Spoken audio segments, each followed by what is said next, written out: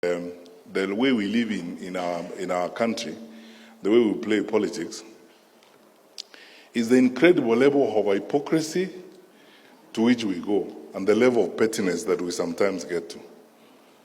Because just picture a situation where I am the Minister for Interior, I sit in the National Security Council, and I go out in public and complain about the Inspector General who sits with me in the National Security Council.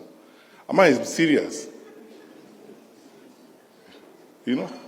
This phrase about there being the deep state, first of all, understand the origin of this. This is language that began mainly from the communist socialist direction that created an impression that the state operated at two levels. The open, formal, known level understood by everybody, but the secret, informal level that is insidious, devilish, that is a dark operation that is intended to do evil and bad for everybody. I ask the question, in a country that doesn't have a single detainee, in a country where a presidential election has been nullified before and the president and all its people have faithfully gone back to the election, you know what has happened with this election? And I said it in another meeting, that after the COVID-19 pandemic, now the new pandemic we are dealing with is the pandemic of lies. Yeah. It's the pandemic of lies. People stand up and they say things that they think make sense.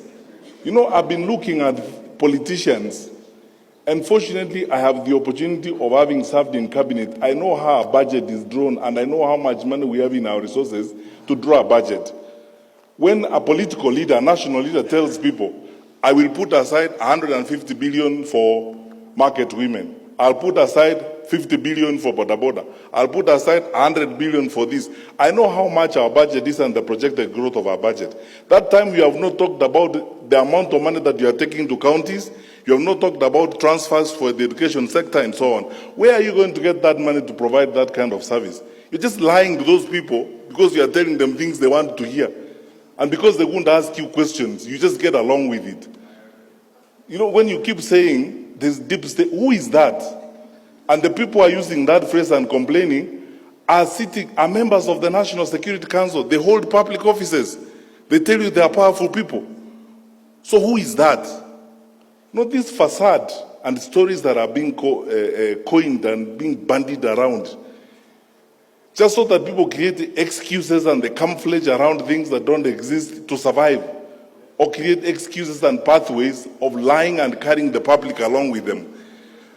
I want to ask you as church ministers, I am your son, and as a public servant, we have a country to serve. Let us not be victims of some of these lies that you keep hearing around.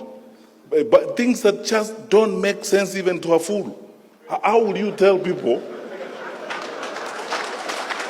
Yeah. How will you stand up? I'm asking you. Bishop, how will you stand up in public and tell me, who is that? And then you don't even have the courage enough to take a decision and say, okay, because I don't agree with the Attorney General and all these people, I'm not going to be party to you. In the morning, you speak like government. In the afternoon, you speak like opposition. You see, the question, let's be honest. You see, the total annihilation of common sense and betrayal of common sense in the political practice in this country is shocking. When you tell people about there being who is that? What is that deep state? The Inspector General who seated here? We have passed a constitution that requires us, it's in black and white. Even me, if I have to give directions to the Inspector General, the law requires that I put it in writing.